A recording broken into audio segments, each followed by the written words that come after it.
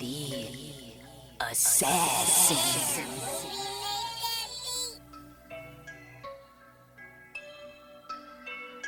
You know I break necks, call me Jack Tate. I have no regrets while your life is fading. I'm a crazy fuck equivalent to Satan. When I'm behind the mic, I feel like the greatest. You know I break necks, call me Jack Tate. I have no regrets while your life is fading. I'm a crazy fuck equivalent to Satan. When I'm behind the mic, I feel like the greatest. What up, y'all? You're listening to Sports Talk with Tropp, and I'm your host, Katie Tropp. Well, before we get into the March Madness talk, my fantasy basketball league has come to a close for the season, and the champion once again is Team Pick and Roll. So congratulations to David for winning the league yet again. He is the two-time defending champion because he won last year. And so now he's back-to-back winner. But guess what? This is actually the third time David's been the back-to-back winner in my fantasy basketball league. First of all, the basketball league, I started it in 2010. So it's been going for well over 10 years. And he has now won back-to-back 3 times in this league. He did it when we first started the league. He did it like in the middle of like a couple years ago, and then now he's done it yet again. So as I've said before, David usually kicks our ass in basketball and baseball, and it is proven because he is the 6-time champion of my fantasy basketball league. So congrats to you, homie. It was a close one, as they normally are. Hell, even the third place matchup was a close battle. My friend Robbie lost by 2 rebounds. So that's how we do in my leagues. They're usually pretty crazy. And David he won 6-5. So he just won by 1 category. So congrats to you, homie. You kicked our ass yet again. We'll be looking forward to next year when you do it. Actually, baseball's going, so I'll see you there.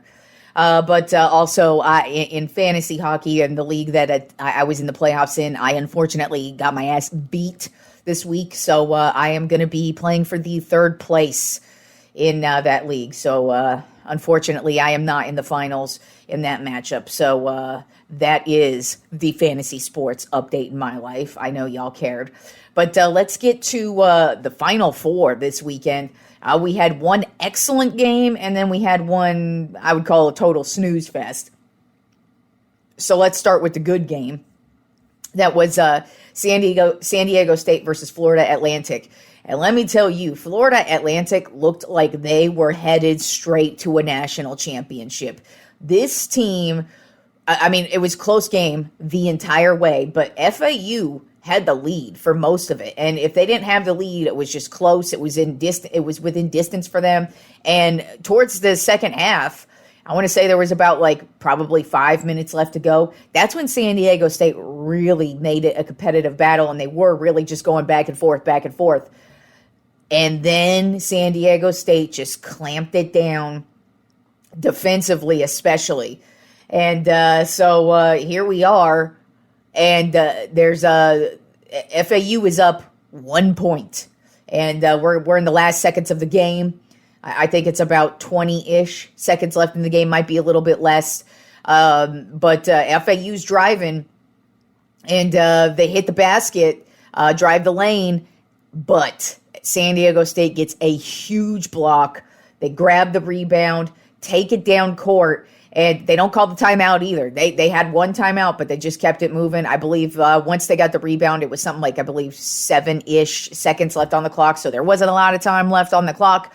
They just took it down the court. And I'm tripping because at first it's looking like this dude's not even going to get a shot off. There's 2 seconds on the clock. I'm like, put the fucking shot up. And then boom, he hits the buzzer beater. And it was one of the best games of the tournament. We've had a couple really solid games in this tournament, and this was most certainly one of them. Not a lot of buzzer beaters in this tournament, and this was once again one of them. San Diego State moves on to the national championship. They win 72-71, just yanking the hearts out of Florida Atlantic in the last second. I mean, Florida Atlantic dominated this game. I thought for sure because they had like, I want to say 8-point lead at halftime. They were leading at halftime. So, and it just, they were really dominating. And I was like, wow, we might see Florida Atlantic in the national championship. But then, like I said, second quarter, San Diego State really started to clamp down on defense towards the end of the second half. And that's what really helped them. They got the rebounds when they needed to. It kind of looked like they were starting to get in Florida Atlanta's head, and they just put that last shot up, and that is March Madness. So great game, fun game. Then we get UConn versus Miami as the second game of the Final Four, and it went as every game has gone in this March Madness for UConn, and that is UConn just absolutely dominated Miami from start to finish. They got the win 72-59. It wasn't close ever. There wasn't one point in this game where I was like, Miami is going to make a comeback. Miami's got a chance. No, it was pretty much UConn from the jump, and they really pulled away in the second half, and it just was straight up domination by UConn, but that is what they have done in this tournament. And so our national championship for tonight is going to be San Diego State versus UConn. And I think this is going to be, I know a lot of people don't really know about San Diego State, but they are a very good defensive team. As I've said, they've been building over the last couple of years in the tournament, and so they've just been inching closer and closer and closer, and they've just been building that resume and getting stronger and stronger. But they're a very good defensive team.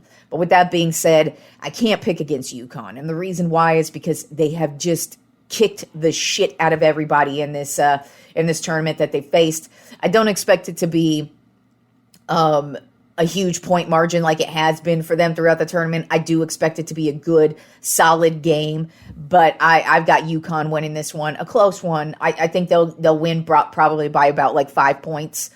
But I do expect San Diego State to give it their all. I'm actually rooting for San Diego State. I think it would be cool to see a new random team that nobody really expected to go this far win. So I am rooting for them, but UConn, they've earned their stripes. They are here for a reason, and I'm not picking against them just because they have dominated so much that I don't see them falling apart in the finals.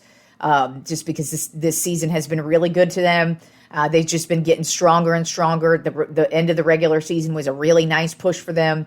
And they've just been playing great in March Madness, and I just kind of expect them to finish it off and end up right back on top where they used to be. You know, they took their little hiatus here. They took those couple of years off where they weren't even competitive. They also had those NCAA violations as well, so they weren't even allowed to play in the tournament for a couple years as well. So UConn, it looks like they're going to be back on top this year, and they turned that around right quick. All right, so now let's move on to pro basketball and my top 10 NBA power rankings. This is actually going to be the last NBA power rankings of the season because we are in the home stretch, guys. This is the last week of basketball. So next Monday's show, we will be talking playoffs. So there ain't going to be no need for no power rankings next week, although we will have baseball power rankings to replace the NBA power rankings. So let's get right to it. Not a lot of movement. Once again, I feel like the teams are who they are. Basically, I want to say like the top 8 teams definitely are the best in the league, definitely have the best shot at winning anything. And then the last 2 were kind of a stretch, and hell, number 10 is a first-timer in the top 10 NBA power rankings. So let's get right to it. Beginning with number 1, Milwaukee Bucks have been number 1 a lot this season, have been number 1 pretty much the last 2 months, I think, on my power rankings. And, they're 56-22 on the season right now, 7-3 in their last 10 games. They just won their division this week, so they're just sitting pretty, looking ready to rock and roll in the postseason. This past week, they beat the 76ers in a dominating win. They beat the Detroit Pistons and the Indiana Pacers and lost to the Boston Celtics. So the Bucks just look like, to me, the most dominant team. Like if you ask me who I'm putting my money on to win the championship, like this second, I would put my money on the Bucks just because I feel like they've been here before. They've been in the playoffs basically since they drafted Giannis. They've won a championship. They've been here before, and they're just a really veteran, solid team. It's not just Giannis. Drew Holiday is just having one hell of a season this year. They have a deep bench. They play great defensively. They dominate the paint. There really is not a weakness with this Bucks team. And so for me, number one overall, this is easy for me. And like I said, look out for them to probably win the championship because, I have not made any of my playoff picks because, playoffs haven't been finalized yet. But right now, I'd say the Bucks are most certainly the front runner to win it all this year. Then at number 2 on my top 10 NBA power rankings, at the Boston Celtics, overall record of 54-24. They're 7-3 in their last 10 games, and they have clinched a playoff spot as well. This past week, they lost to the Washington Wizards, but got a big win against Milwaukee Bucks and the Utah Jazz. And they're really just they're getting healthier at the right time because the playoffs are right around the corner. This is the time they need to get healthy, and we'll see what they've got come playoff time because this is mostly a very offensive team as opposed to defensive team. So we'll see if they'll be able to compete in the paint against some of these really big middle teams such as the Bucks and the 76ers. But you really can't count the Celtics out because they are the defending Eastern Conference champs. Then at number 3 on my top 10 NBA power rankings, a team that is continuing to move up at a shocking pace, and that would be the Memphis Grizzlies. Overall record of 49-29, 8-2 in their last 10 games. They have clinched their division as well. This past week, they lost to the Chicago Bulls and the Clippers, but got wins against the Orlando Magic and against the Clippers. So the Grizzlies really did not let any of that drama bring them down. They really have started to surge even before Ja came back, and now that Ja is back, they are a team that's looking like a very legit contender. And, I have not been sold on the Nuggets all season in the Western Conference. So if I'm a betting girl, the Grizzlies are probably the team out in the West that I'm looking to head to the NBA Finals, at least right now, today. Like I said, we'll see once matchups go that way. But if I'm putting my money down on somebody, it would be the Grizzlies just because they are now starting to get healthy as well, just like the Celtics. Ja, he's back to playing basketball and not being a fake thug. So he's looking good. Adams is back. They're just starting to get healthy, just starting to play good basketball at the right time. And like I said, now they're shooting back up the power rankings from that epic fall they had about a month ago. Then at number 4 on my top 10 NBA power rankings of the Cleveland Cavaliers, overall record of 49-30. They're 7-3 in their last 10 games. They have also clinched the playoff spot. This past week, they beat the Indiana Pacers and lost to the Atlanta Hawks and the New York Knicks. And this team's just really waiting to see what happens in the playoffs. They're playing really solid, playing really well. It's their only weakness, in my opinion, is defense. They could definitely score with the best of them, but are they going to be able to defend against teams like the Bucks and the 76ers? I think they could keep pace with a team like the Celtics in a series, but I don't know if they could beat a team like the Celtics in the series. So we'll see what happens, but Cavs sitting pretty and ready to make a nice little playoff run here. Then at number 5 on my top 10 NBA power rankings, another team in the West that's slowly starting to move their way up once again in my rankings is the Phoenix Suns. Overall record of 43-35. They're 6-4 in their last 10 games. They are currently on a 5-game winning streak. This past week, they beat the Oklahoma City Thunder, the Utah Jazz, Minnesota Timberwolves, and got a big win against the Denver Nuggets. And Kevin Durant is supposed to be coming back this week, so that's perfect timing.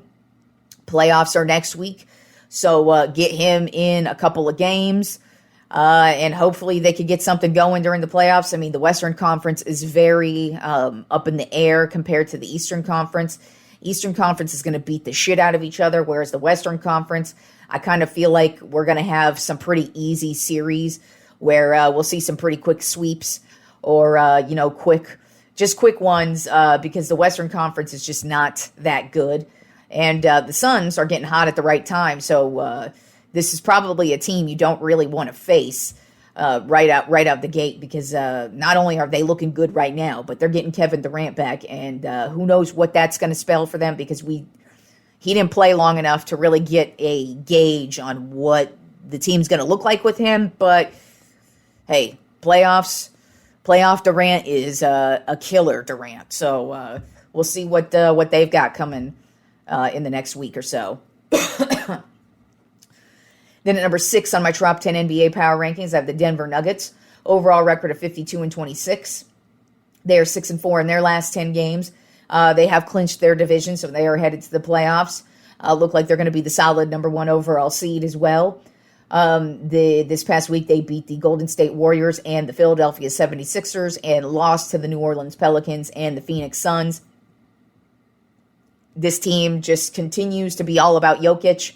It's looking like he's going to win yet another MVP this year. I mean, pretty much everybody who votes for the MVP has pretty much said at this point in time they're going with him. And I mean, it's hard to vote against it because he really is this entire team. And you take away him from this team, they would probably be one of the worst teams in the league. But good thing for him though is that the bench and a lot of his role players are now stepping it up these last couple of weeks. And since we are headed towards the playoffs, he is really going to need that help because Nikola Jokic is not going to be able to win a championship for the Nuggets all by himself. He's going to need his bench, and he's going to need some of these role players to really step it up and at least give him some help, because if they go up against a team that scores a lot of points and is able to clamp it down defensively just in a couple of games, hell, even just in a game 7, all you got to do is clamp him down one game. I'm going to take that team just because you gotta take that shot. And so we'll see what happens with the Nuggets.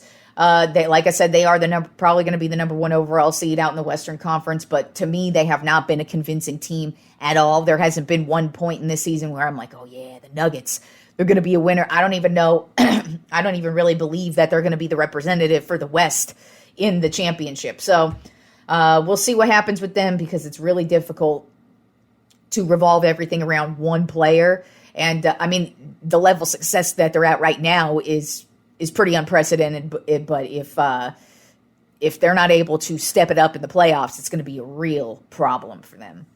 Then at number 7 on my Tropp 10 NBA power rankings are the New York Knicks. Overall record of 46-33. They're 7-3 in their last 10 games, and they're currently on a 4-game winning streak. They have also clinched a playoff spot. This past week, they beat the Washington Wizards, the Houston Rockets, the Miami Heat, and the Cleveland Cavaliers. They are thriving, even though Julius Randle is injured. So the big question was, how are they going to survive without him? Well, so far, so good. But the playoffs, as I've continued to say, as we're talking about the NBA here, they are right around the corner. And Julius Randle, he is their backbone. He's been the Knicks' backbone since the day they picked him up. I mean, last year, they looked pretty solid, and they did get eliminated pretty quick in the playoffs last year. But, I mean, the whole reason why the Knicks are who they are is because of Julius Randle. So they're definitely going to need him come playoff time. But this injury that he's got, it's a possibility he's going to miss the first week of the playoffs, and that's a big deal. So we'll see what happens. And it's the Eastern Conference, too. If they were in the West, I'd say they could probably rest Randle for the whole first series, but you're going to want this dude to play, and it's looking pretty slim chances. But right now, Knicks are playing well, and they got to hope to keep playing well if they want to go make any noise in the postseason. Then at number 8 on my Tropp 10 NBA power rankings, I have the Sacramento Kings. Overall record of 47-31. They are 6-4 in their last 10 games. They've also clinched the playoff spot. They lost to the Spurs and the Timberwolves this week and beat the Portland Trailblazers twice this week. The Kings, they just continue to score everybody out of the building. They lead the league right now in points per game still. I had 121 points per game. They've pretty much been leading the league in points per game for the good second half of the season right now. So they can score everybody out of the building, but the defense is what their main problem is. So we'll see what they're able to do come playoff time. I don't know how much faith I have in them, really. I could see them making some noise. I don't see them losing right off the bat, but I don't know if I'm convinced they can even really make the Western Conference Finals, let alone the finals. But we'll see. They're scoring everybody out of the building. Then at number 9 on my top 10 NBA power rankings of the Golden State Warriors. Overall record of 41-38. They are 5-5 in their last 10 games. This past week they lost to the Denver Nuggets, but got wins against New Orleans Pelicans and the San Antonio Spurs. The Warriors aren't having any issues scoring either. They are currently second in the league in points per game, averaging 118 points per game.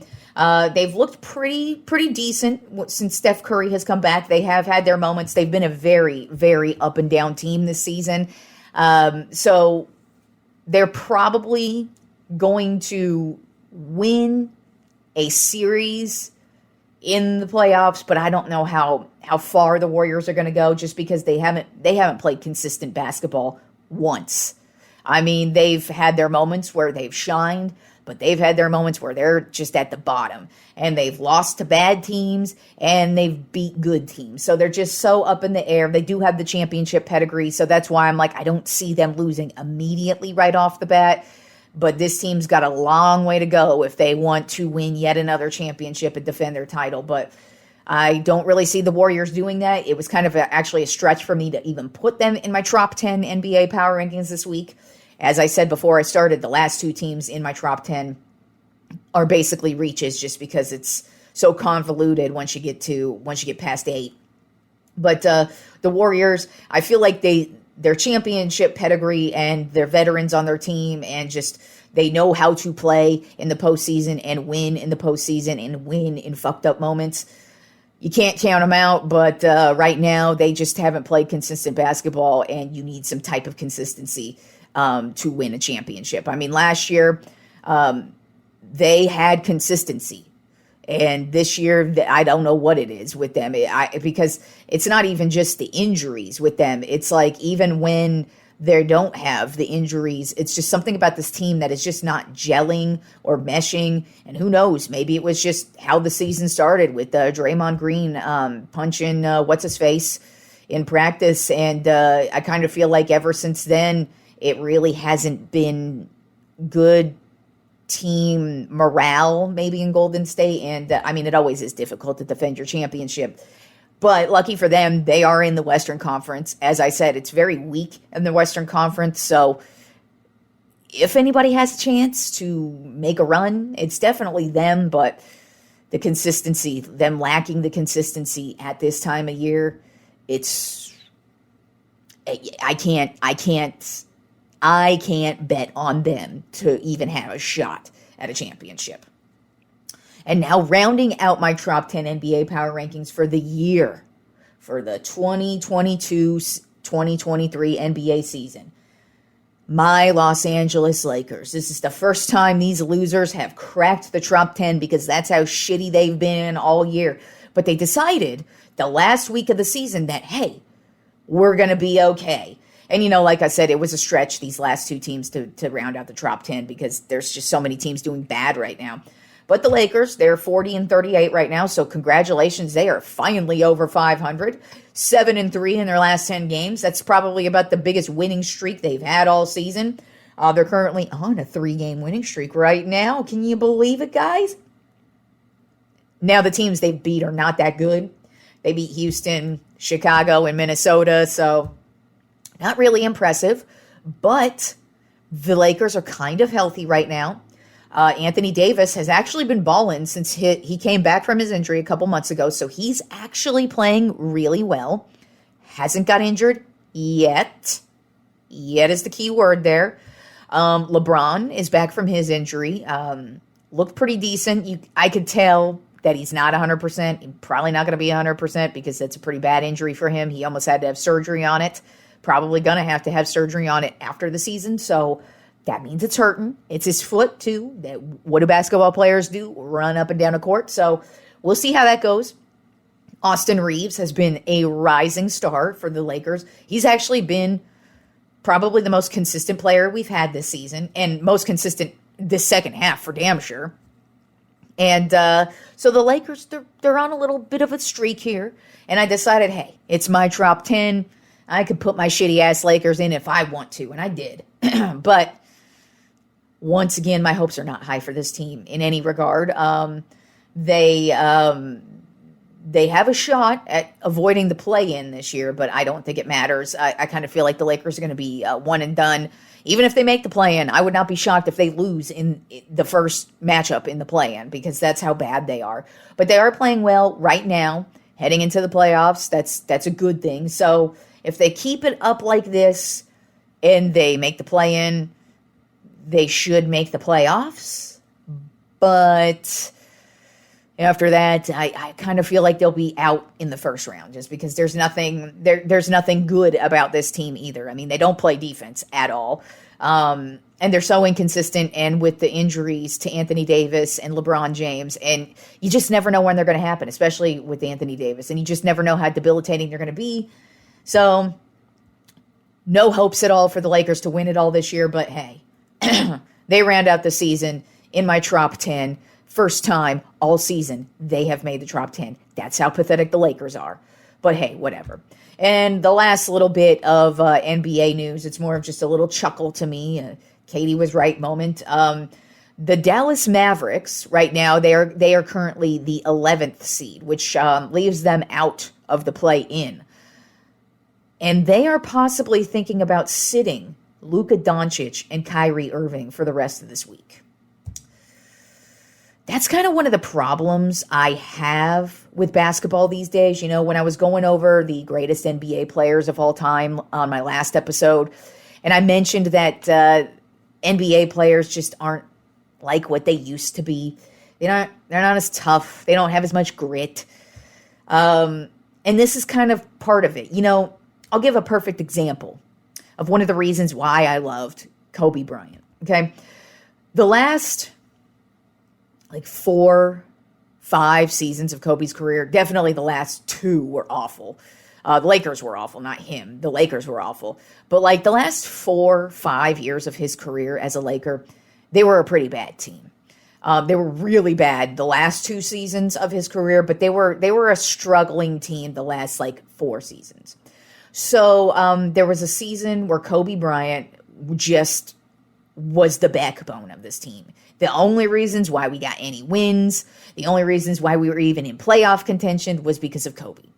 Now, towards the end of the season, he actually ended up tearing his Achilles in game. And in this game, right after he tore his Achilles, dude went right up to the line because he tore his Achilles on a foul. And see, he got fouled, tore his Achilles. He's on the ground. We all know he tore his Achilles too. You could tell when somebody tears their Achilles, you just basically know right off the bat they tore their Achilles. Dude walks up to the free throw line, sinks down both free throws, and then, of course, he has to exit the game. And this is I believe it was the last week or 2 of the season, making a playoff push. Lakers did end up making the playoffs, and they exited, first round exit. But my point is, with that story, is that at least those last 4 seasons of Kobe's career, I had something to cheer for, and that's because Kobe gave it his all every single game. And that's how players used to be. All of them. And I don't know what happened over the last 8, maybe 10 years. They just become more and more soft. You know, we've got this where they don't want to play 2 games in a row. And it's just so, it's grown very, very ridiculous. And these guys are getting paid more than ever. So it's kind of like you're getting paid more, but you're playing less. Doesn't make sense. But whatever, it's their collective bargaining agreement. They work that shit out. But the point I'm trying to make is that the reason why I used to enjoy basketball is because I liked to see players like Kobe Bryant give it their all, put the team on their back. He always wanted the team on his back. That's why he and Shaq didn't work out, because he wanted to be number one. He wanted to be alpha. And like I said, even in the worst seasons for the Lakers, Kobe still played great, and he still would elevate his team, and the wins that they would get would be because he would will them to win. And he goes on the court with a torn Achilles, and he would have played the rest of the game. If he could have gotten away with it, he would have, but he couldn't because it was a torn Achilles. So when I hear the Mavericks want to sit Luka Doncic, who is not healthy and one of the top players in the league these days, and Kyrie Irving, cancer, who I'm not shocked would want to sit out the playoff push. I don't see why you would do that, because for one, they are 1 game out of the play-in, meaning if they just get wins this week, there's a possibility they're in the playoffs. So why would you sit your two best players? So it's just so annoying to hear that shit. I know it's mostly because this team is in such disarray because they've got Kyrie Irving in the locker room. But, it just sucks to see and even hear that they might sit these two players, their two top players, in a playoff run and they're not injured and there's no issues. It's just so soft and so annoying and so unenjoyable. It's not good for the game in any way, shape, or form. Play them because they have a shot at the playoffs. Now, if they were completely out of it, like the Trailblazers, they're sitting Damian Lillard.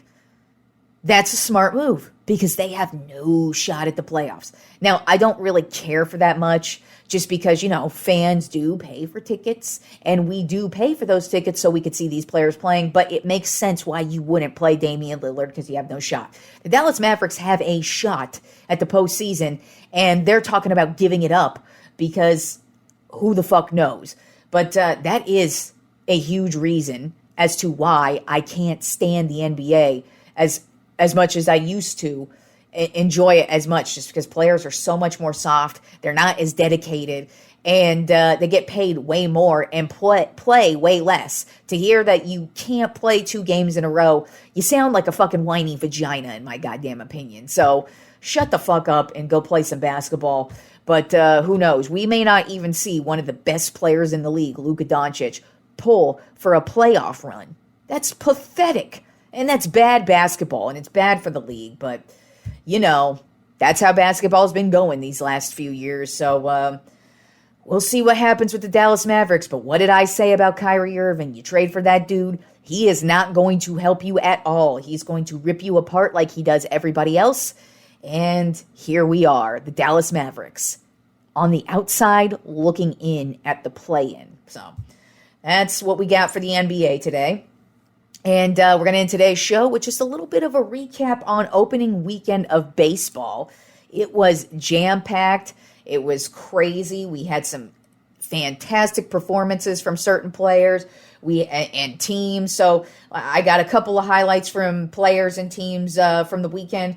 Starting it off with, and I can't believe I'm starting it off with the freaking Dodgers, because I don't want to talk about the Dodgers because I fucking hate the Dodgers, but a player this weekend had a fucking fantastic start to the season.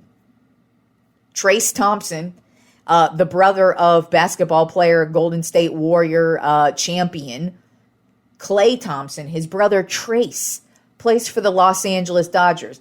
Now, he was called up a couple seasons ago. He's kind of been making his way up in the ranks. Hasn't really made any noise. Well, on Saturday night against the Arizona Diamondbacks, he made some noise. He hit 3 home runs and had 8 RBIs in a 10-1 win over the Arizona Diamondbacks. So, welcome to the league, Trayce Thompson. I don't know what these Thompson brothers are eating, but Klay has been a great basketball player for his entire career. Then, of course, their father, great basketball player for his entire career. And now we've got Trayce making some noise with a damn good team who doesn't need another damn good player. But here we are. So you might want to get used to the name Trayce Thompson, because if he keeps playing like that, we're going to hear a lot about him this year.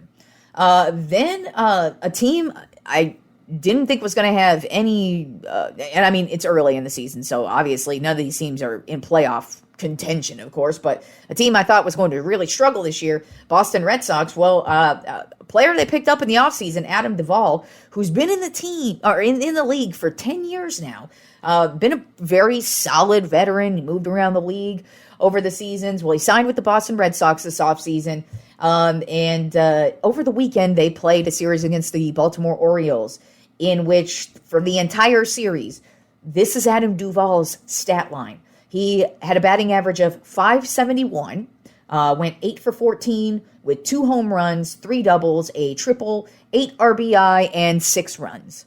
Yeah, Adam Duvall made a great debut with the Boston Red Sox this weekend against the Baltimore Orioles.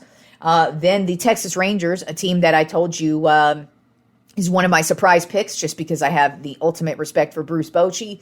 Dude is a legend, Hall of Fame manager. I know this because he won my San Francisco Giants 3 World Series rings, completely turned that organization around. I feel like he's going to do the same thing with the Rangers, and in their debut this weekend, the Texas Rangers swept the Philadelphia Phillies. Yeah, the team that was in the World Series last year for the National League. Yeah, that team. They kicked the shit out of the Philadelphia Phillies. So welcome back, Bruce Bochy. Nice sweep to start your season off. And then we've got Shohei Ohtani and Mike Trout, finally, both healthy. So we're hoping, at least I am. I mean, I'm not like, I don't hate the Angels. I'm very indifferent to the Angels. So if they do well, I'm not going to be upset about it. And if they do shitty, I don't think about it. But I would like to see them do well just because I love Shohei Ohtani and I love Mike Trout. And I feel like you've got 2 of the best players in the league. You should be doing something, at least making the playoffs, which they have yet to do. But Shohei Ohtani, he started the season off, game 1, pitching a fucking fantastic game to start the season off. And then yesterday, he and Mike Trout had back-to-back home runs against the Oakland A's to boom, moonshots right out of the stadium. And so they're both starting the season off hot. Ohtani is both as a pitcher and a hitter starting the season off hot. So it's nice to see that they got it going now. They were playing the A's, a shitty-ass team, probably one of the worst teams in the league, but they are a division opponent, so whatever. But hey, congratulations to the Angels.